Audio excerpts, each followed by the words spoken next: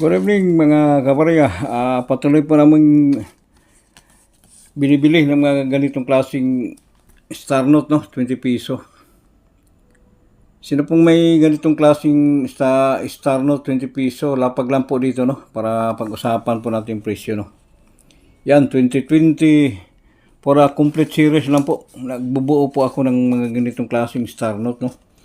Lahat ng 20 piso. By year yan, eh.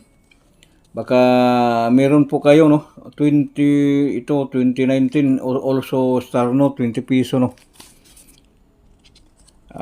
Nagbubuo pa kami mga kabarya, no? 2018 for the complete, no? Complete series by complete year.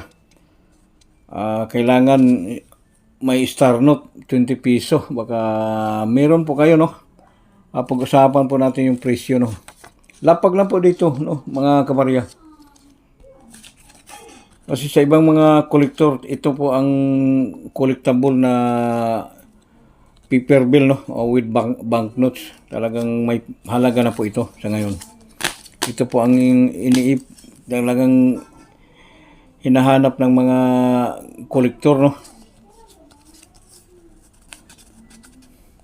Sana maswerte na po kayo pag may ganitong klaseng paper banknotes.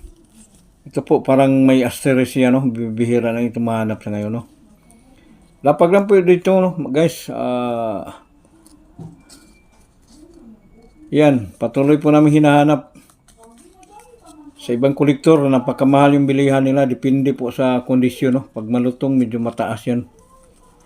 Ako dito, walang pinipili. Basta tugma sa series na hinahanap namin, no? O missing sa complete series.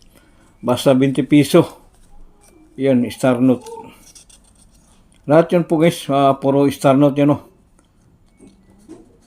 Ito ang mga dapat kolektahin ng mga paper bill, no? Pero hindi pa ito demonetize, no? Nasa circulation po ito. Ginagamit pa rin natin itong klaseng 20 piso, no?